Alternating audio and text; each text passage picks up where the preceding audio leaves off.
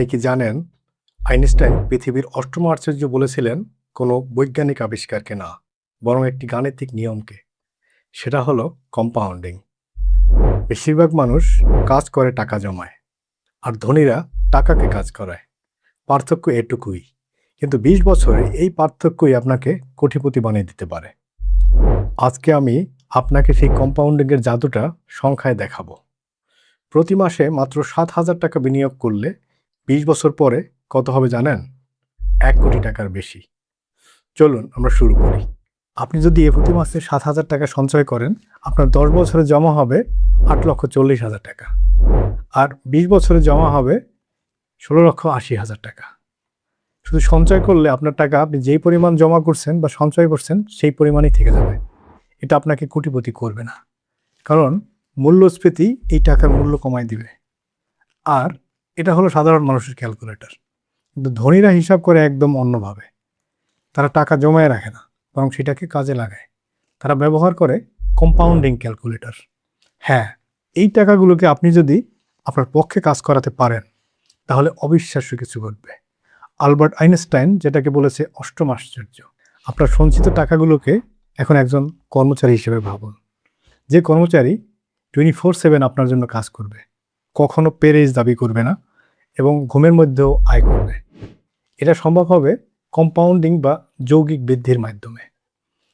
একটা উদাহরণ দিই। ধরুন আপনি ১,০০,০০০ টাকা বিনিয়োগ করলেন ১৫% টাকা রিটার্নে। এখন প্রথম বছরে আপনার ১,০০,০০০ টাকা কত হবে? ১,১৫,০০০ টাকা। দ্বিতীয় বছরে সেই ১,১৫,০০০ টাকা ১৫% রিটার্নে হবে ১,৩২,০০০ টাকা। এভাবে পঞ্চম বছরে আপনার ১,৭৪,০০০ টাকা হয়ে যাবে ২,০০,০০০ টাকা। তাহলে আপনি ইনভেস্ট করলেন ১,০০,০০০ টাকা, হয়ে গেল ২,০০,০০০ টাকা। তো প্রথম ৫ বছরে ২,০০,০০০ টাকা হয়ে গেল। এখন আরও ৫ বছর যদি আপনি এরকম ইনভেস্ট করেন ওই টাকাটা, তো ২,০০,০০০ টাকা আবার দ্বিগুণ হবে, ৪,০০,০০০ টাকা হয়ে যাবে। এবং ২০ বছর পরে আপনার এই টাকাটা হবে প্রায় ১৬,০০,০০০ টাকা। আপনি ইনভেস্ট করছেন ১,০০,০০০ টাকা, কিন্তু আপনি ফিরে পাচ্ছেন ১৬,০০,০০০ টাকা। এটাই হচ্ছে গিয়ে কম্পাউন্ডের ম্যাজিক। এখন আমরা দেখি, আপনি যে ৭,০০০ টাকা সঞ্চয় করতেছেন সেই টাকাটা যদি কম্পাউন্ডিং মেশিনে আমরা ফেলি, তাহলে সে কী রকম রিটার্ন দেয়। আপনার ২০ বছরে আপনি মোট সঞ্চয় করবেন আসলে ১৬,০০,০০০ টাকা, ১৬,৮০,০০০ টাকা। তো ওইখান থেকে আপনার যদি কম্পাউন্ডিং মেশিন এসে পড়ে প্রথম থেকেই, তাহলে সে আপনাকে রিটার্ন দিবে প্রায় ৮০ থেকে ৯০ লক্ষ টাকা। তার মানে হচ্ছে আপনি আসলে কোটিপতি, আপনার ১ কোটি টাকা হয়ে যাবে। এটা শুধু গণনা না, আসলে এটাই বাস্তব। এটা যারা বুঝছে এবং যারা করছে তারা অলরেডি ধনী, তারা অলরেডি কোটিপতি। তবে একটা শর্ত আছে, আপনাকে অবশ্যই ন্যূনতম ১৫% রিটার্ন নিশ্চিত করতে হবে। এবং বাংলাদেশে এটা অর্জন করা মোটেও কঠিন কাজ না।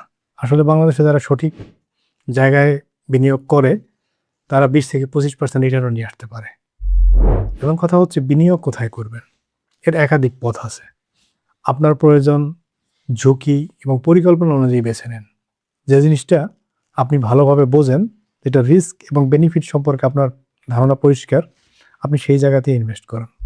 আপনি যদি রিক্সাওয়ালা হন, তাহলে একটা রিক্সা কিনতে পারেন এবং অন্যকে ভাড়া দিয়ে ইনকাম করতে পারেন। আসলে রিক্সাওয়ালাও প্রায় ২৫,০০০ টাকা বা তার বেশি ইনকাম করে, তো সেও আসলে কোটিপতি হতে পারে। আপনার যদি গাড়ি থাকে, আপনি আরেকটি গাড়ি কিনুন, উবার বা রাইড শেয়ারে ভাড়া দিন। আপনি যদি ভাড়াটিয়া হন, তাহলে অ্যাপার্টমেন্ট কেনেন, তারপর অ্যাপার্টমেন্ট ভাড়া দেন। আপনি যদি মুদি দোকানদার হন, তাহলে দোকান কিনেন, দোকান কিনে ভাড়া দিতে পারেন। আপনি যদি জায়গা জমির হিসাব ভালোভাবে বুঝেন, তাহলে জায়গা কিনেন, তারপর মানুষ দিয়ে আধুনিকভাবে চাষাবাদ করান অথবা বর্গা দেন। ইনভেস্টমেন্টের ক্ষেত্রে ঝুঁকি ব্যবস্থাপনা খুবই গুরুত্বপূর্ণ।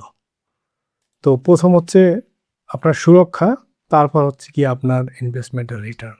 তাই নিরাপত্তার জন্য কখনো যদি এমন হয় যে রিটার্ন কিছুটা কম নিতে হয়, আপনি সেটাও মেনে নেওয়ার মানসিকতা রাখুন। মনে করুন আপনি যদি কোনো একটা ইনভেস্টমেন্টে ৫০% টাকা হারিয়ে ফেলেন, আবার ঠিক আগের অবস্থায় আপনাকে ফিরে আসতে ১০০% রিটার্ন লাগবে আপনার।